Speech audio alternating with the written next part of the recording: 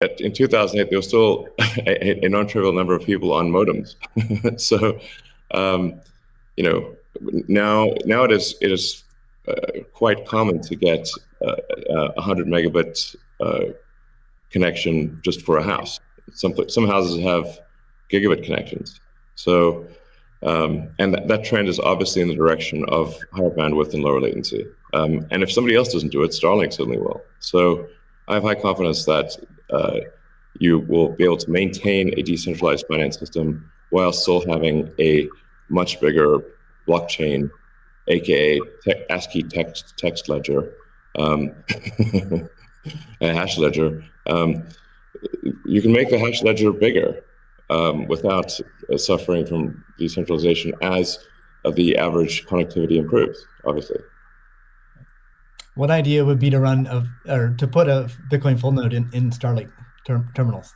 That way more people would be running it. Actually, I have run this by the team at one point. I had this idea, which is kind of off the wall, but like, let's say you need a little space heater, and normally your space heater would just be pure entropy. Well, what if that space heater was also a Bitcoin, Ethereum, Doge mining node? Pick your currency, and so then you'd be heated up, and you would also mine your crypto and have connectivity in one. I love that idea. Yeah, I mean, better than running a space heater. Absolutely. Are there any other, so you're drawn to Dogecoin a little bit. Are there any other gaps in Bitcoin that you see that cause you to be drawn towards Dogecoin? Oh, I think, I mean, I think there's Doge has the Doge community, I think, is somewhat irreverent, obviously, and has great memes and loves dogs, and I love dogs and memes, and it doesn't take itself too seriously, and I think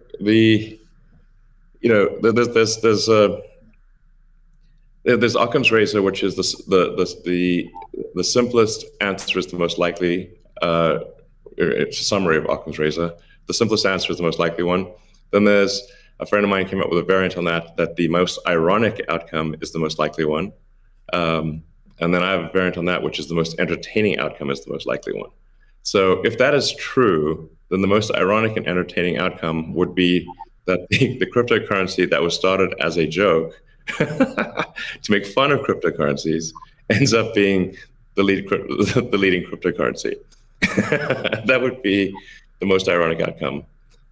Jack, what are your thoughts on that? Is Bitcoin resilient enough to overcome that? I think it's resilient, but also I think like you find, I mean, that's what attracts me to Bitcoin in the first place is the irreverence. A lot of that just brings it forward, and at first go it makes it a little bit inaccessible, but as people get into it, it makes it more accessible and more spreadable. And I absolutely think the resilience is there. I think it's important to have fun as well. And anyway folks can express themselves. I think that goes back to the main idea of like how do we create a native currency for the internet? Anything that goes towards that path. Like that's whatever wackiness or fun we can have along the way, that's going to make it a lot more enjoyable, and it's going to make a lot more people want to use it. I'd also point out there's nothing stopping someone from creating a Bitcoin wallet that's like fun and has memes, has dogs. That's possible as well. Great. Let's move on. Right now at this point. Let's move on to the next topic, which is Bitcoin and energy. It's a really hot topic that lots of people are talking about. Let's start with Elon. You've been vocal on this. You've said that. I mean, you said many things about it. You've also said that Tesla will resume payments in Bitcoin payments if the renewable energy is approximately 50% and sort of looks like it's on a positive future trend. What do you think the state of things are with respect to that? Yeah, so I do think that there appears to be a positive trend in the energy usage of Bitcoin. Actually, part of this is due to the drop in Bitcoin price.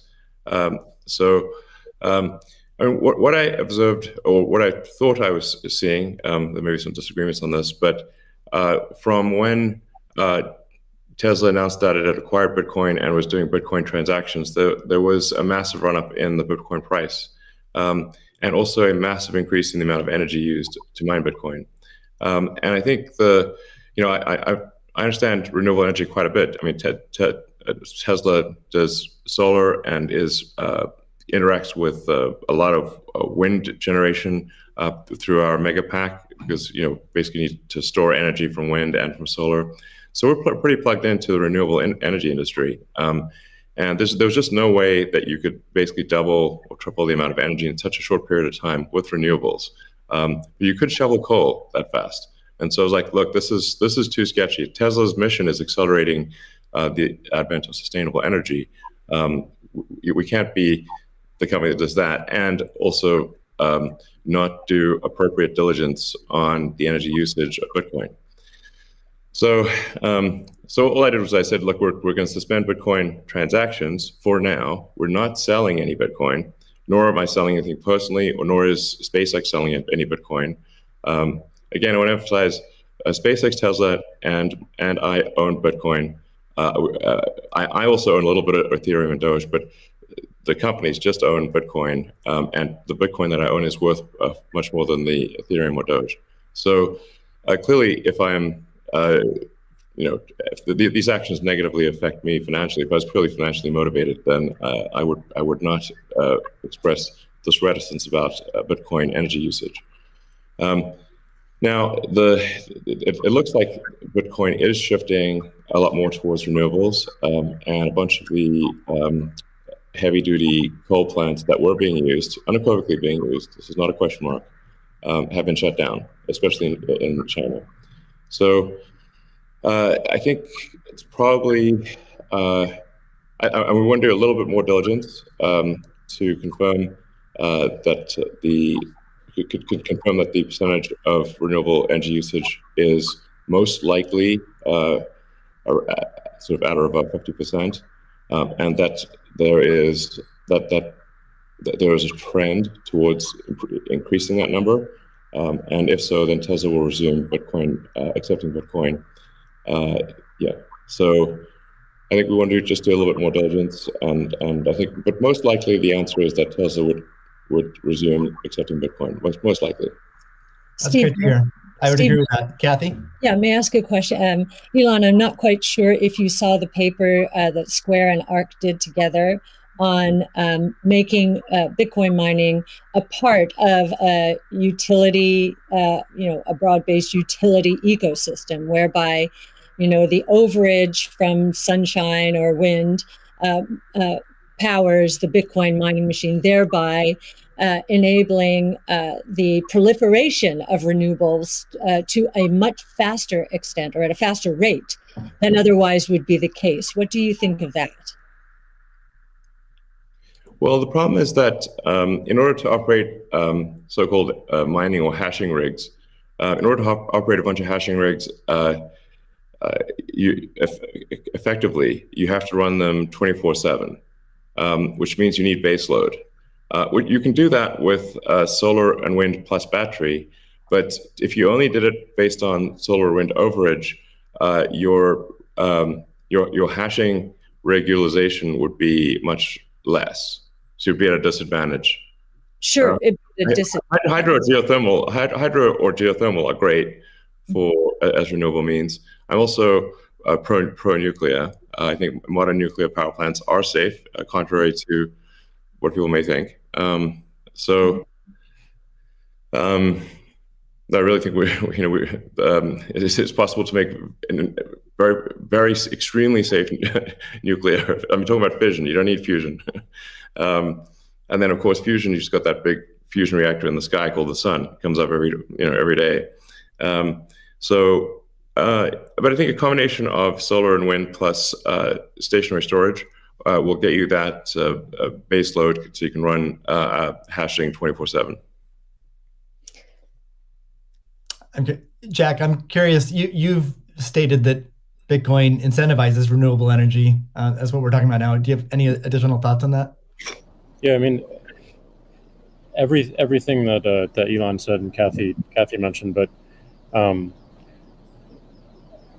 it's also incentivizing a lot of innovation in just energy space, and just like looking at unused energy. There's a company called Great American Mining that caps the methane flares on oil fields to power their rigs. And you just imagine, and you mentioned nuclear, Elon, as well, and just imagine all the unused energy that is just being wasted every single day. And being able to get that energy and converting it into a secure, sound money system for the planet feels like a worthy trade-off. And that's the sort of incentive that I think is most powerful, is like, how do we reuse what is being currently just dumped on the ground and wasted and not considered, and how do we do that at scale? And I think that's a bigger conversation that I think is missing. But I agree with everything that Elon has said, and also the paper we put forth.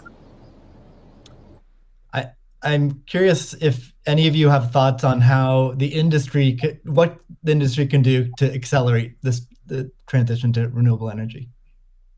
And like Elon specifically, could Tesla Energy or Starlink play a role? Well, I think Tesla can play a role.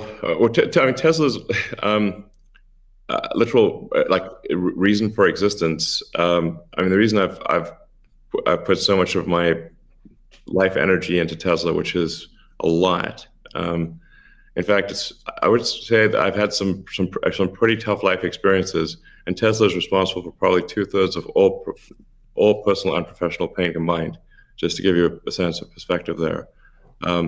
So this is a hella hard situation.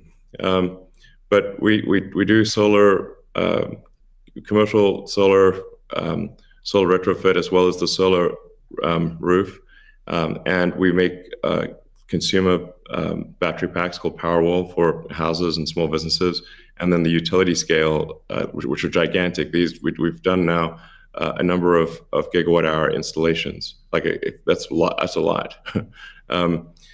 And a lot of them actually have been for load leveling the grid. Mostly they are, and combined with the first really big one we did, which is 100 megawatt installation in Australia. That's actually helped stabilize a huge portion of the South Australian grid, because it's able to react so fast. In fact, at first, because they've got a billing system in Australia that I think works at the sort of millisecond level, and we were operating at the microsecond level. So the system was operating so fast that the measuring system couldn't see it. But so Tesla's certainly doing a lot to enable renewables, especially wind and solar. And in fact, the limiting factor for us right now is cell production. So we need to both internally get the Tesla internal battery cells produced, as well as increase supply from suppliers. Generally, when I talk to our suppliers and they say, how many cells would you like us? How many cells can you make? Because sometimes they're concerned, is Tesla going to compete with them on cells? I'm like, no. If you want to make the cells, be our guest. It's just that we need a crazy number of batteries, and they need to be done. It obviously needs to be mined and produced and manufactured in an ethical and environmentally sound way. So, Tesla, we really do aspire to be the good guys, to be a company that people can believe in. That doesn't mean we don't make mistakes, but that's what we try. So, but I think generally hydro, especially existing hydro, is good for mining. Geothermal, there's lots of places in the world that have geothermal energy. Like I said, nuclear is also good. I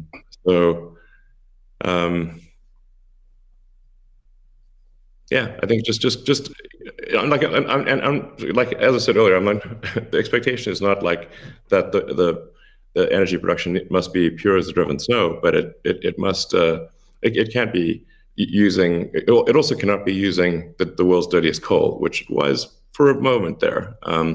So that's just difficult for Tesla to support in that situation. So I think, but I do think long-term renewable energy will actually be the cheapest form of energy. It just doesn't happen overnight. But as long as there is a conscious and determined and real effort by the mining community to move towards renewables, then obviously Tesla can support that. That's great. Kathy, we've been talking a lot about energy, but many institutions are facing questions around Bitcoin's relationship with ESG.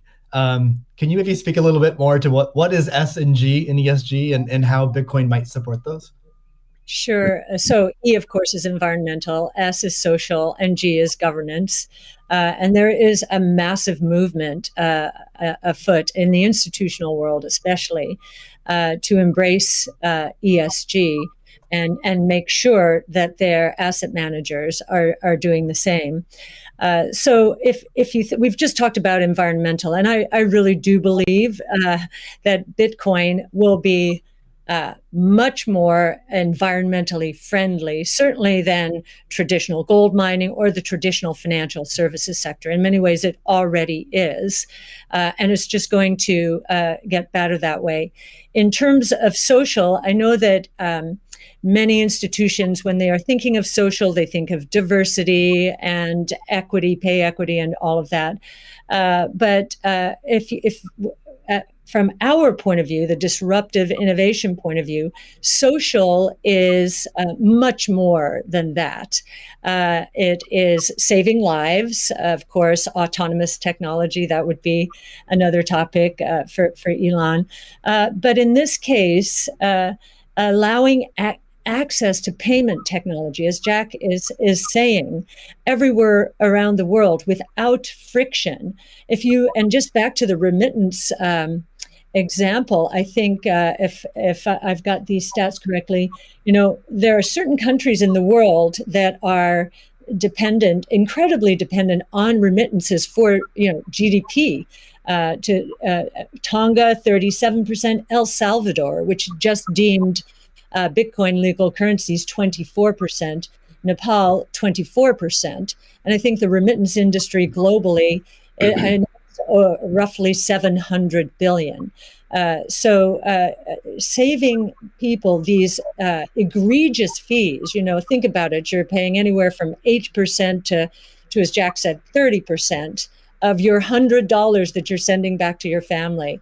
That is a social responsibility, I would submit, as is just the economic empowerment that Bitcoin will enable. We've talked about that already. And I know that Alex Gladstein is going to be talking later about, the 4.3 billion people in the world who are hostage to authoritarian regimes, or the 1.3 billion who are living in double-digit and triple-digit inflation, if not more. Saving them from the destruction of their purchasing power certainly is a noble social goal. So we expand social to be much more than the traditional ESG community. And then on governance, you've got the transparency of the ecosystem. It's completely transparent, unlike the opaqueness of financial systems and the toll takers in the traditional financial world. And I think a huge part of governance in the Bitcoin ecosystem are the Bitcoin core developers. Now, before I met them, and I've had the pleasure and the honor of meeting many of them, that was a part of this ecosystem I didn't understand. But actually getting to sit down and talk to them, if I have a learning curve need, it certainly is on the technology side. But in terms of talking to them about economics, economic theory, failed monetary regimes historically, they know economic history, many of them, better than anyone I've ever met. So that gives me a great degree of confidence that they do believe they are on a noble mission. They could be paid a lot more than they're being paid right now if they worked at Google or Facebook or some of these other areas. But they've chosen, this sense of purpose for a noble goal, and they have incredibly strong technology backgrounds. As well as a good understanding of economic history, especially monetary history. And it gives me a great deal of comfort as I think about the governance of the ecosystem, much more so than I think we would find in